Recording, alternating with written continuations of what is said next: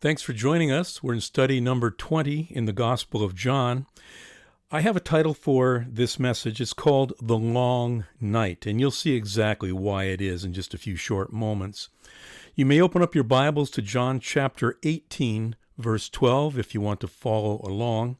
Please bow your heart with prayer with me at this moment.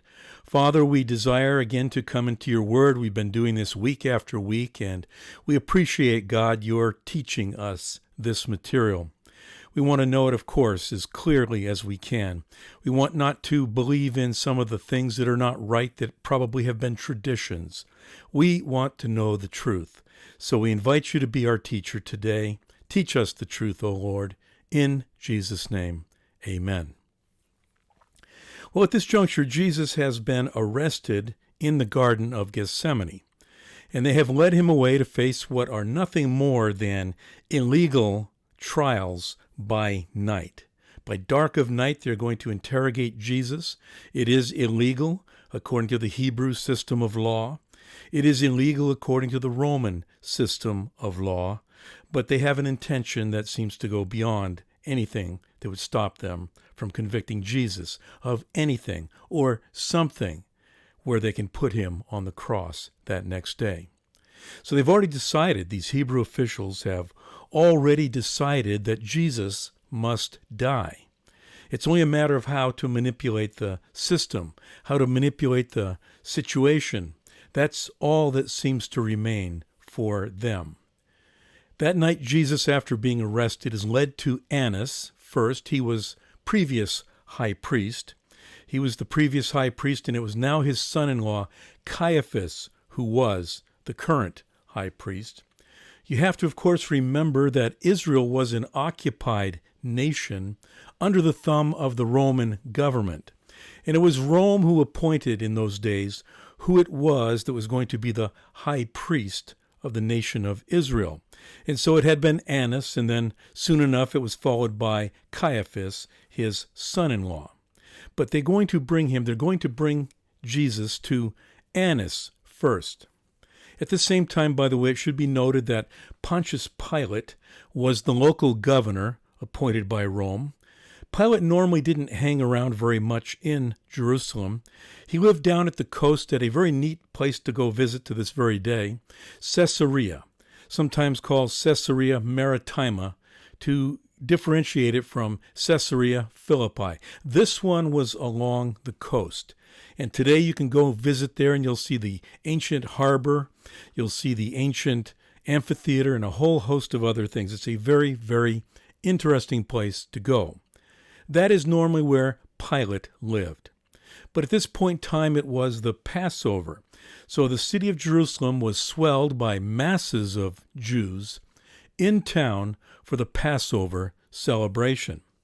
Passover activities were in progress just a few short hours from where our scene takes us in our narration tonight. As soon as the sun would come up the very next day, Passover operations were really on the move. Now, Annas and Caiaphas lived in a complex, sometimes called a palace, where you had two residences, Annas and Caiaphas residence, but they were across a courtyard, or you could say the courtyard was right between their two residences. That's just how it was set up.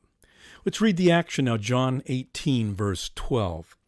It said, "Then the band and the captain and officers of the Jews took Jesus and bound him, and led him away to Annas first, for he was father-in-law to Caiaphas, which was the high priest that same year. Now Caiaphas was he which gave counsel to the Jews that it was expedient that one man should die for the people." I think we referenced this last time. This took place in John chapter 11, where Caiaphas suggested, if you will, or even prophetically uttered, that it would be good for one man to die rather than for the whole nation to die under the hands of an uprising suppressed by the Romans. So that, of course, just being reviewed here for us. Now we come to something before we get too far along in the narrative, though, that Jesus said regarding Peter.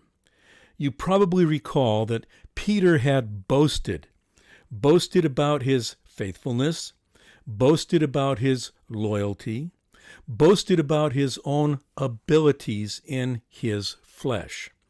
We're going to go ahead and look at a little bit of this in Matthew chapter 26, beginning in verse 30.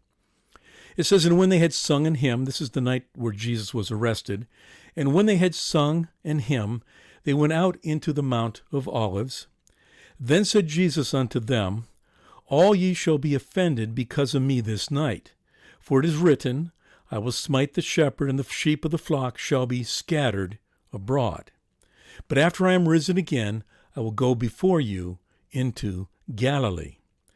Peter answered and said unto him, Though all men shall be offended because of thee, yet will I never be offended.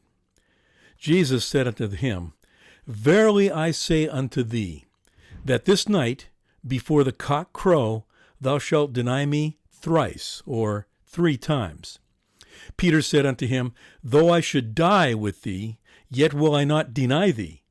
Likewise also said all the disciples. So it wasn't just Peter boasting of his strength and fidelity to Jesus. Now we read again over here in Mark chapter 14, kind of a parallel, but you'll notice in just a moment something slightly different between the two accounts, that is between Matthew and Mark. Mark 14:29. But Peter said unto him, Although all shall be offended, yet will not I. And Jesus saith unto him, Verily I say unto thee, that this day, even in this night, before the cock crow twice, thou shalt deny me thrice. But he spake the more vehemently, If I should die with thee, I will not deny thee in any wise. Likewise also said they all. Surely it sounds almost the same, doesn't it? But note this. In the first account, that in Matthew, it says, Before the cock crow, thou shalt deny me thrice. Almost the same thing, but not quite. In Mark, it says, Before the cock crow twice, thou shalt deny me thrice.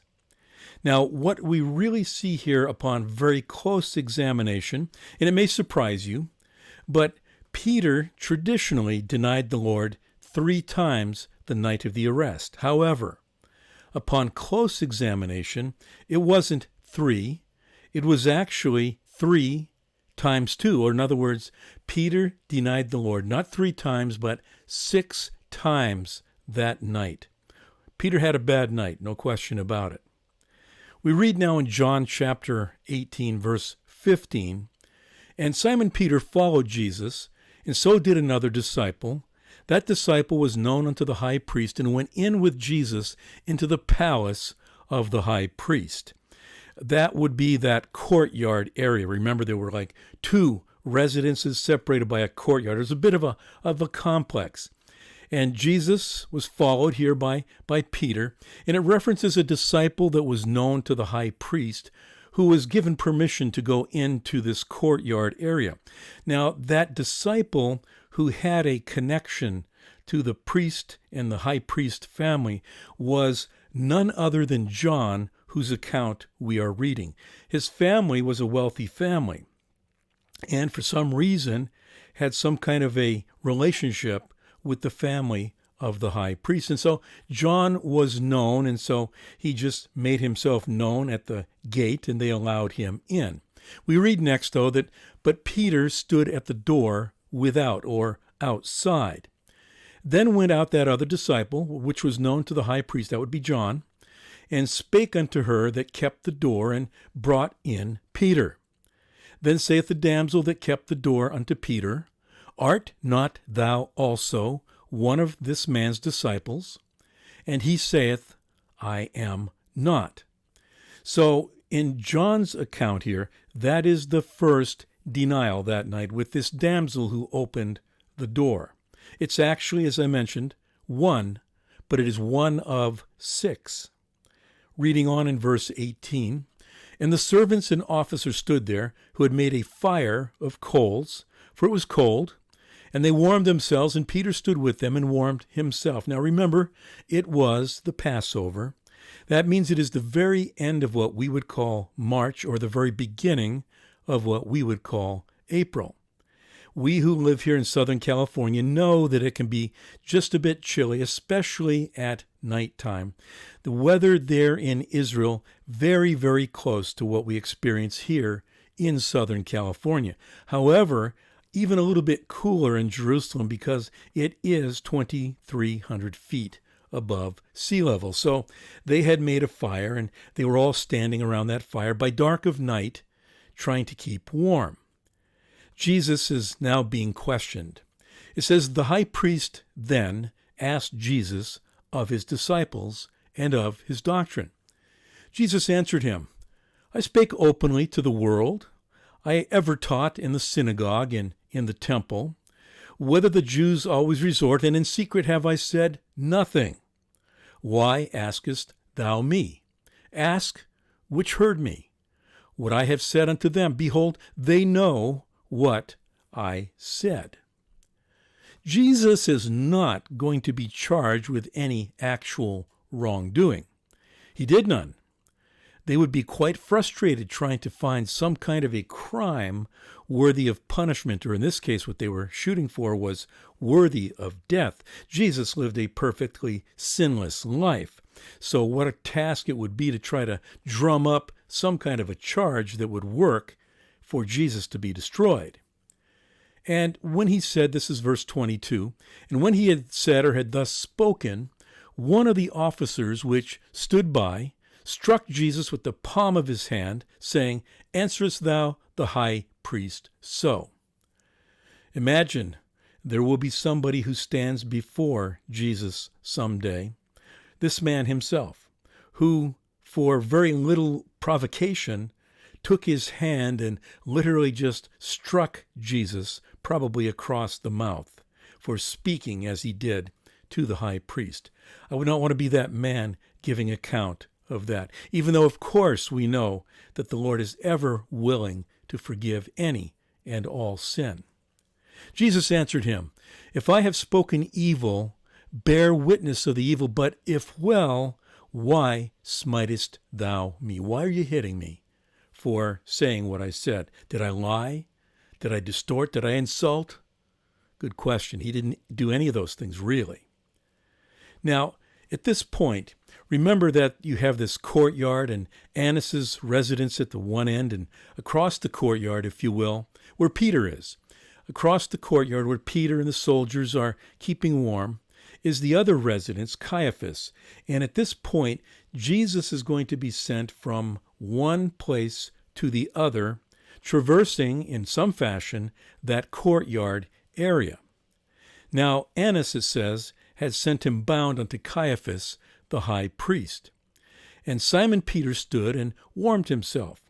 And they said therefore unto him, Art not thou also one of his disciples? He denied it and said, I am not. So this would be number 2 as recorded by John in his gospel. We read onward here. One of the servants of the high priest, being his kinsman, whose ear Peter cut off, saith, Did not I see thee in the garden with him? You recall what had happened there. In haste and without thinking probably, Peter had reacted when Jesus was being arrested, and he struck this gentleman, this high priest servant, and knocked his ear off with his sword. So this is one of the high priest's kinsmen whose ear Peter had cut off, and he says, Did not I see thee in the garden with him? And Peter then denied again, and immediately the cock crew, and that would be, according to John's account, denial number 3. So for many, that's it. Peter denied the Lord 3 times. But he actually has, believe it or not, 3 more to go before the cock crows, not once, but actually twice. So the way this plays out, Peter will deny the Lord 3 times before the cock even crows at all, and then he will deny the Lord 3 times more, if you will, before the cock crows twice. So Peter denied again, and this was number 3. Now, I'm not going to develop this over minute detail here because we would be here for a very, very long time. But I do want to provide this to show you that we're on the right track with this. It's in Mark chapter 14, verse 66. It says, "And as Peter was beneath in the palace," that would be in that courtyard, "there cometh one of the maids of the high priest. When she saw Peter warming himself, she looked upon him and said, And thou also wast with Jesus of Nazareth."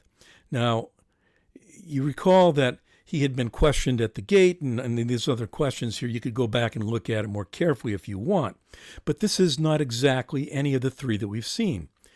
But he denied, verse 68, saying, "I know not, neither understand I what thou sayest." And he went out onto the porch, or into the porch, and the cock crew. So this one records a little different version of it, but this is where the third one finished up according to Mark. But we read onward here, and this is the part that does diverge a bit more. "And a maid saw him again, and began to say to them that stood by, This is one of them. And he denied it again." But remember, the cock has already crowed. Jesus has already denied the Lord 3 times. But look at this, verse 70. "And he denied it again. And a little after, they that stood by said again to Peter, Surely thou art one of them, for thou art a Galilean, and thy speech agreeth thereto." In other words, your accent gives you a way of being a Galilean, one of his followers. "But he began to curse and to swear, saying, I know not this man of whom ye speak.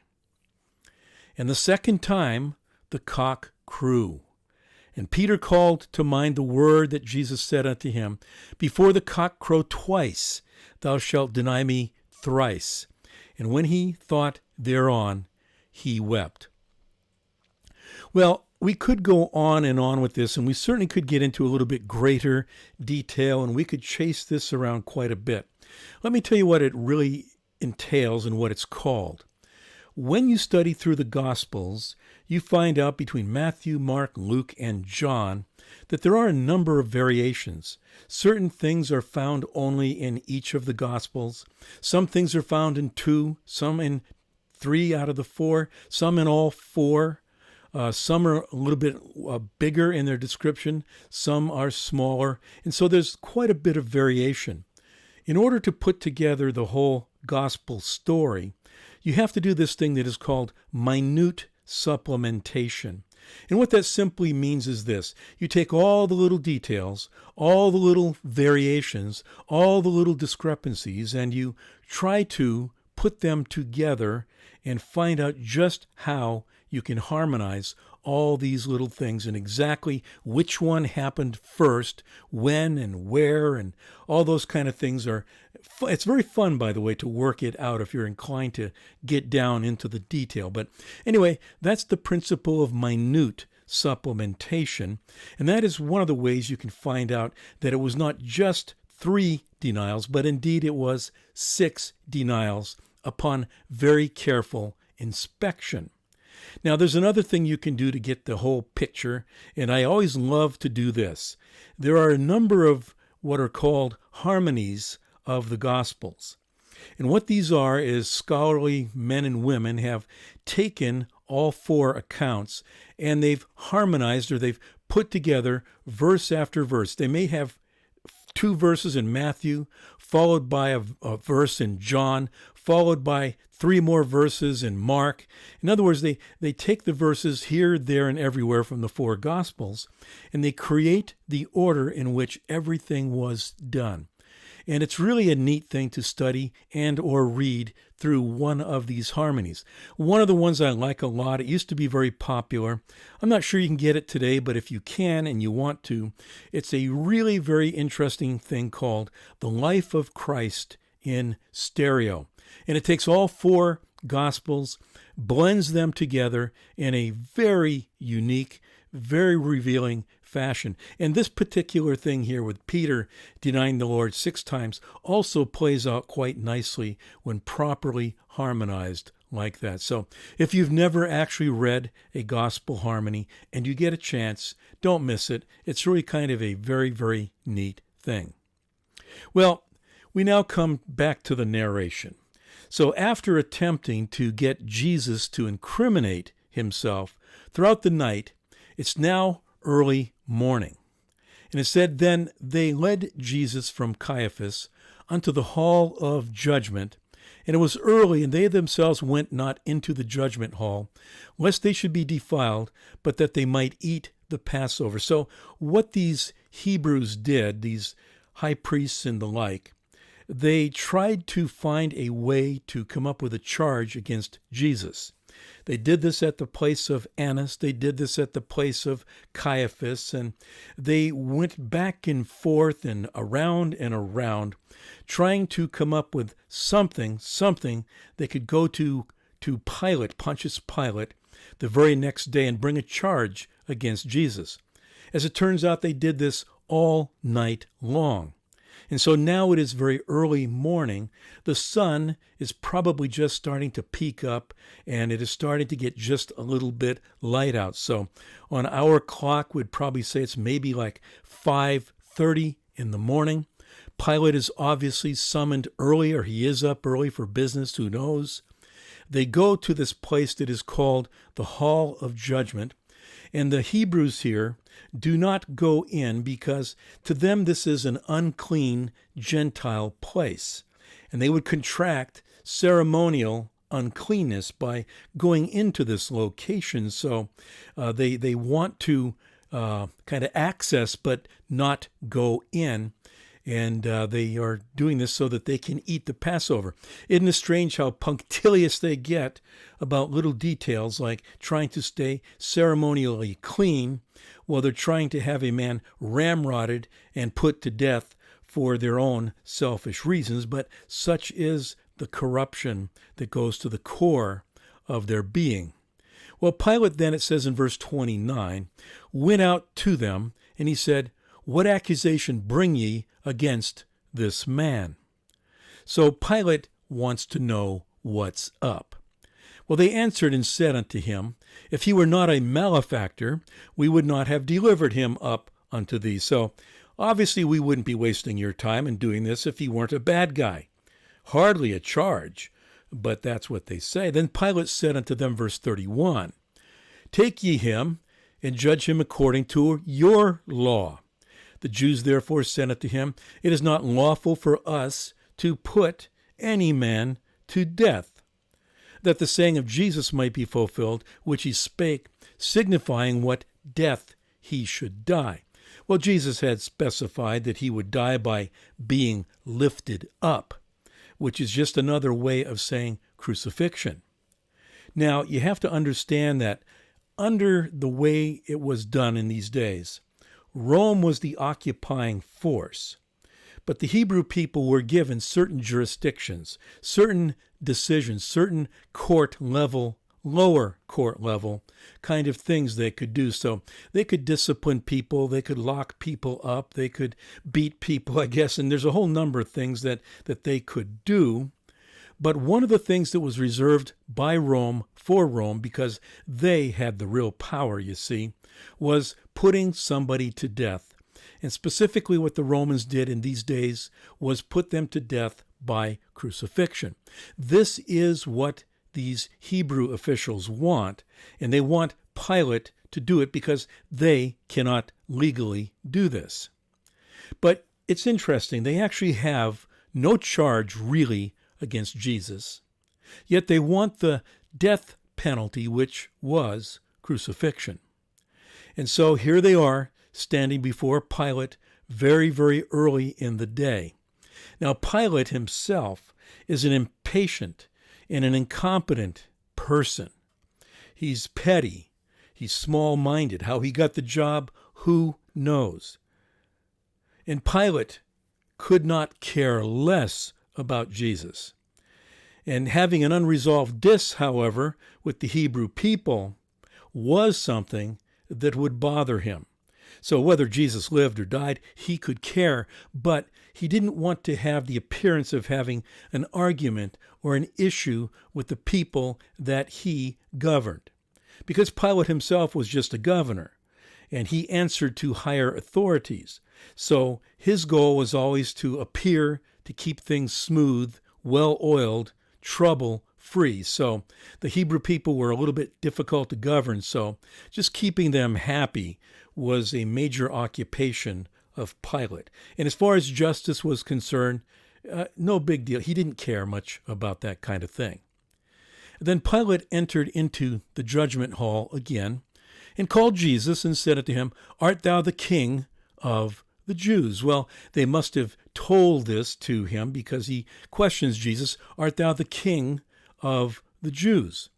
They must have thought that because they couldn't really come up with a charge, that this just might gain enough traction to get Pilate to do something. Jesus answered him, Sayest thou this thing of thyself, or did others tell it thee of me? Pilate answered, and I'm pretty sure this would be rather scornfully. He says, Am I a Jew? Thine own nation and the chief priests have delivered thee unto me. What hast thou done? It's not exactly legal to try to get a person to incriminate themselves. So I know Pilate really doesn't care, but just think what he's trying to do. He's got no charges. They really bring no charges. And he says, What did you do? As if he's trying to compel Jesus to confess to something that he might incriminate himself with. Well, that's just not going to really happen. Jesus answered in verse 36, My kingdom is not of this world. If my kingdom were of this world, then would my servants fight, that I should not be delivered to the Jews. But now is my kingdom not from thence, not from here. Pilate therefore said unto him, Art thou a king then? Jesus answered, Thou sayest that I am a king. To this end was I born, and for this cause came I into the world, that I should bear witness unto the truth. Everyone that is of the truth heareth my voice. So, yes, I am a king. But he says probably something maybe even more intriguing for the moment anyway. He says, Everyone that is of the truth heareth my voice. Now listen, Pilate was not qualified as being of the truth. So he's not going to hear the truth when it is spoken, when it is right in front of him. He is not capable of that. Neither are the accusers that have brought Jesus before Pilate. Because you see, if they really were of the truth, they would actually see, they would actually know, they would actually understand who Jesus is. We've seen this time and time again, that those whose name is in the book of life, when the time is right, and sometimes it is a matter of timing, don't get me wrong here, it's not always the same for every person, but for those whose names are in the book of life, it's really not if they will respond to the gospel. It's not really if they will learn and know and believe in their heart the message of Jesus and the gospel and the Father and the sacrifice and all of that. They will. It's just a matter of when. Because their name being in the book of life is another way of saying what is said here. They are of the truth. These are for certain, those who hear this truth, sheep that hear the voice of their shepherd, their master. But you see, there are those who are not of the truth. So Pilate saith unto him in verse 38, What is truth? What a philosophical question that's been asked many times. What is truth? Philosophers and professors and authors of books and many, many thinkers and wise men and women have tried to ask that question. What is truth? We're living in a world that's filled with lies, deception. Sometimes it is mixed with the truth. In fact, I think it's probably always mixed together, truth and lies and fiction. And what a time it is for us to try to sort it out and to live in it. But the truth somewhere always rings true to those who are in the truth. But Pilate is not, and so he scornfully says, "What is truth?" And when he had said this, he went out again unto the Jews and saith unto them, I find in him no fault at all. So Pilate is not, pro-Jesus by any long shot, but he also doesn't want to break the laws of Rome and just capriciously here put a man to death. And so he goes out there and says, I don't find any guilt in him. But he has a little bit something further to say here. He says, but ye have a custom that I should release unto you one at the Passover. Will ye therefore that I release unto you the King of the Jews? And he's asking this, and kind of he knows where they're going, but he's trying to shift blame. He's trying to squirm out of this uncomfortable situation. But here's their response, verse 40. Then cried they all again, saying, not this man, but Barabbas. Now Barabbas was a robber. Barabbas was a criminal, and he was scheduled for crucifixion. And he's right there, Jesus is right there, and they have this custom. It's kind of an appeasement. They throw some crumbs to the Hebrew people every year to kind of satisfy them, I guess, a little bit. And so they pardon one of their own. And so they are given this opportunity. You want Jesus, who I find no wrong in, or do you want this bum, Barabbas? And probably shockingly, when you think about it, they choose the bum, they choose the criminal, they choose the robber, Barabbas. So Pilate is not exactly comfortable with this, and he has another little twist that he's going to attempt to try to get off of this little dilemma as he sees it. Chapter 19, verse 1. Then Pilate took therefore Jesus and scourged him. He scourged him. Now, what this means is he took Jesus, turned him over to a group of men, probably 2 or 3, and what they did was they would have taken the garments and exposed the back of Jesus, taken those garments off. They would have bent him over this hitching post kind of a device. And what it would do is it would expose the back and kind of stretch out the back, maybe even putting a bit of an arch in the back, thus exposing this back to whipping. And then there would be a sadistic Roman soldier whose job it was to take a whip, probably a cat of nine tails, a device that had strips of leather impregnated with sharp broken pieces of lead or rock or glass, sharp things embedded in it, in the ends of these strips. And he would take this and he would just lay it across the back of whoever it was, in this case, Jesus. And it was something that was done extraordinarily viciously.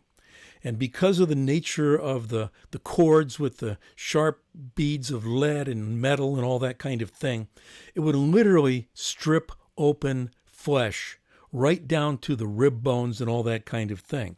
So it was a severe beating. Now, to add to the way this worked out, there would be a scribe who would stand there during this beating. And he would be there to record any confession that the one being beaten, one being whipped and flogged, anything they came up with as a confession of crimes that they committed. So the way that it began is the whipper, if you want to call them that, the one who was inflicting the flogging, would lay a stripe across an individual, and then they might just ask, you have anything that comes to mind that you might want to confess to? Now, the way it worked out is if there were nothing, then the next flog would be harder in intensity. And so the question then might be posed, your memory getting any better? You're finding that you're thinking of something that you might want to confess to. Oh, no?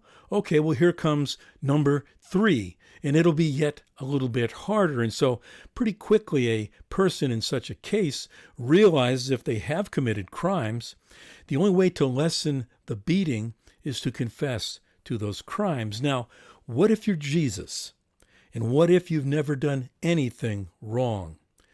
Each stripe, harder, stronger, more vicious, flesh being stripped, nerve endings being exposed, blood loss, the shock of the pain and the blood loss. It is a severe situation.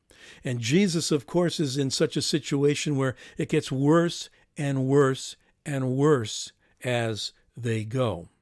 And it was often deadly, this kind of thing, but here we have Jesus. He is remaining silent like a sheep being sheared. Of course, we can also think about it says in Isaiah that by his stripes we are healed. This was all part of the sacrifice of Christ. I'm sure the Romans thought they had the upper hand. I'm sure the Jews, the Hebrew people, the officials at least, thought they had the upper hand. But Jesus is there voluntarily. He knows precisely what he is doing. It does not for one moment lessen the pain, or does it decrease what it feels like. But the die has been cast in the mind and the heart of Jesus. He is the Lamb to be slain. He is going to the cross. He is going to die, not for sins of his own, but for sins of the world. Now, for Pilate's side of this, Pilate is hoping that the beating and the humiliation will satisfy the bloodlust of these Jews that have brought accusation this early day of Passover. We read further in verse 2 of chapter 19. And the soldiers platted a crown of thorns and put it on his head, and they put on him a purple robe, and said, Hail, King of the Jews! And they smote him with their hands.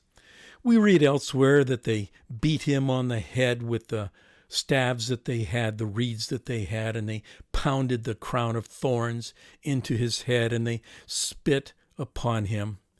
To this very day, you can go to where these soldiers used to hang out in those days, and you can see that they have scratched into the rock surface there games and little things that they did to occupy their time. And it is right there, or almost right there, and you can visit it to this day, where they would have messed like this with Jesus. But they have no mercy. He's a Jew and they're Romans and they hate the Jews. And for them, beating somebody up, inflicting humiliation, spitting, doing all these things. At one point in time, we read in one of the other occasions where they would smack him and say, prophesy, who was it that hit you? And so they're just having their fun with Jesus for quite some time. But he is brought forth. Pilate therefore went forth again and said unto them, Behold, I bring him forth to you, that ye may know that I find no fault in him. Then came Jesus forth, wearing the crown of thorns and the purple robe, and Pilate saith unto them, Behold the man. Take a look at this guy. What do you think now? Do you still want me to crucify him? He's just a shaking, throbbing, painful mess of a human being. His visage is marred. His face is already beaten and swollen. Blood is already running down. They've dressed him in a hideous costume to humiliate him. This business about being king, well, let's just have fun with that. And so he looks absolutely humiliated, beat and done. Behold the man. Here he is. Are we done yet? So there he is, brutally injured, disfigured, but will they be satisfied with what they see? When the chief priests, therefore, and officers saw him, they cried out, saying, Crucify him! Crucify him! Pilate saith unto them, Take ye him, and crucify him, for I find no fault in him. Kind of a foolish thing that Pilate utters there, because he knows they can't do that. The Jews answered him, We have a law, and by our law he ought to die, because he made himself the Son of God. Well, we have just cut to the chase, haven't we? Because if there's one thing that stood above all else, here it was. All the kind things, all the wonderful teachings, all the wisdom that had been dispensed. Here is the truth among all truth. Jesus very much claimed to be the Son of God. And in their mind, that was a claim to absolute equality and divinity. And quite frankly, if Jesus wasn't telling the truth, then that would be blasphemy. And according to the law of Moses, blasphemy was punishable by death. But now the other side of the coin is this. What if, and this is really the case, what if when he said, I am, what if when he said, I am the Son of God, he were telling the truth? And he was.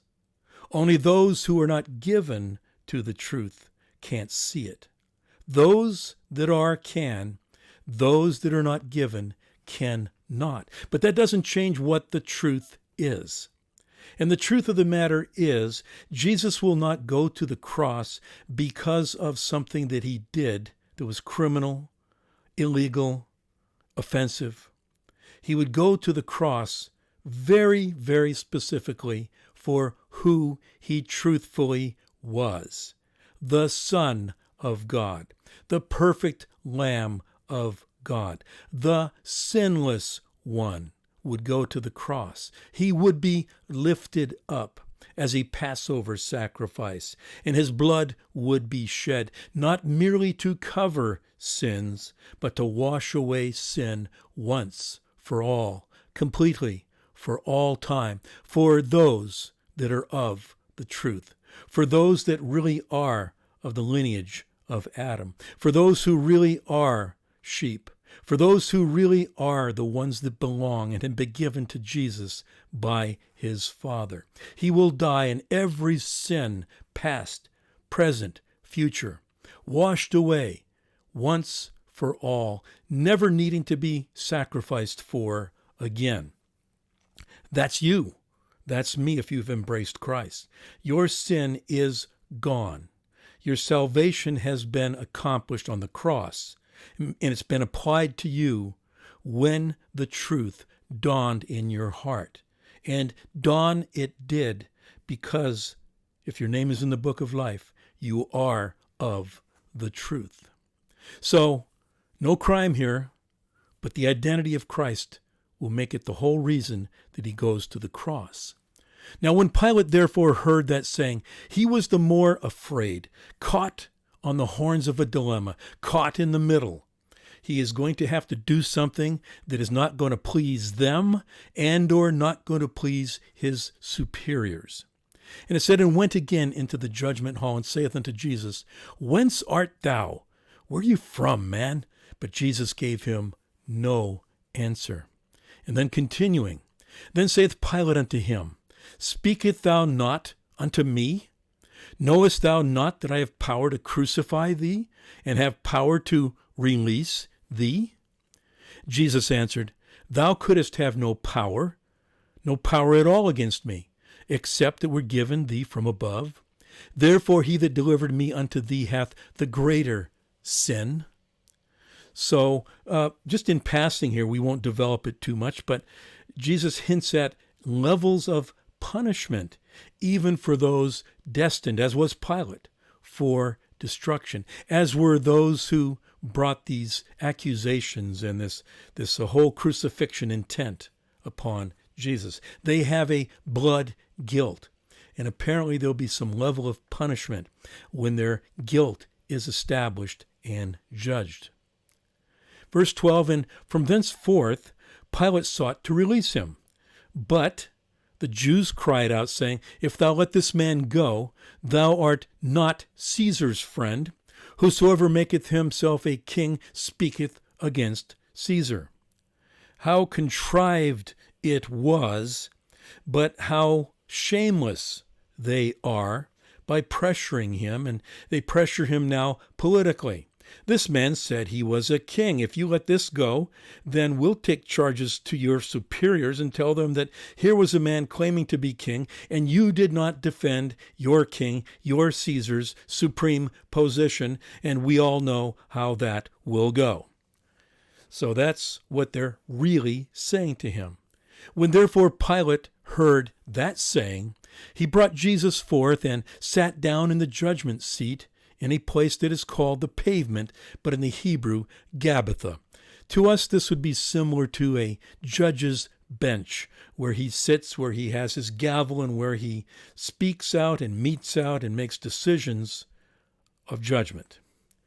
Now, John, I want to point out here, if you've ever gone through these other Gospels in any detail, John does not record every detail that we sometimes see in the other accounts of Matthew, Mark, and Luke.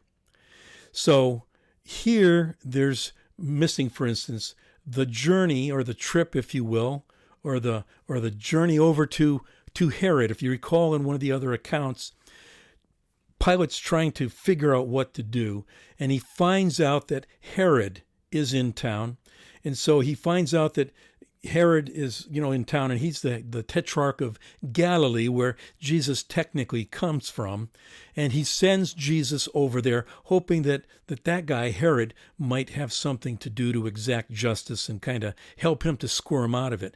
Now, the only reason I bring this up is if you've remembered that and you wondered, where is it? It's not found in John. This is something that he does not put in his gospel. And that's how it goes with all four Gospels, Matthew, Mark, Luke, and John. Not everything is recorded in all. Some is recorded in all four. Some is recorded in one or two or three out of the four. But getting back now to John, chapter 19, and we're down there at verse 14. It says, "And it was the preparation of the Passover about the 6th hour, and he saith unto the Jews, Behold your king." It's 6th hour, meaning it was early, as we said before. It's now only about 6 a.m. in the morning. But they cried out, we read, Away with him, crucify him. Pilate saith unto them, Shall I crucify your king? The chief priests answered, We have no king but Caesar. Wow. For them to say such things was just for their own expediency, for their own motives. They hated Caesar. They hated being under the Romans, but obviously they hated Jesus even more. Now, we've read here that it was the preparation day, and what that means is the Passover meal is going to come that night after the sun sets. So what that means is during the daytime itself, the Passover lambs of the Hebrew people will be taken and they will be slain before the sun sets. That will be the lambs that are slain for the Passover. The Passover meal itself, as mentioned, will be eaten after dark. Once it gets dark, incidentally, it will be a new day on the Jewish calendar. They always start their days at sunset, unlike us who start them at midnight. So it will be a Sabbath once the sun goes down. But currently here, it's 6 a.m. in the morning. Jesus, the Lamb of God, is about to become the ultimate sacrifice later on that day. Just as other lambs were going to be sacrificed, Jesus, the real Lamb, is going to be sacrificed at the same time. I should point out to you, if you keep very careful track of all these minute details, it's actually not a Friday, as has tradition said. It's actually a Wednesday as far as putting it onto our calendar. Well, we've covered a lot of details here today. Next time when we get together, we're going to be talking about the crucifixion itself. So for now, thanks for your attention. Thanks for your time. I do invite you to pray for this study and for those who tune in. And God bless you as you study God's Word. And we'll see you next time. Bye for now.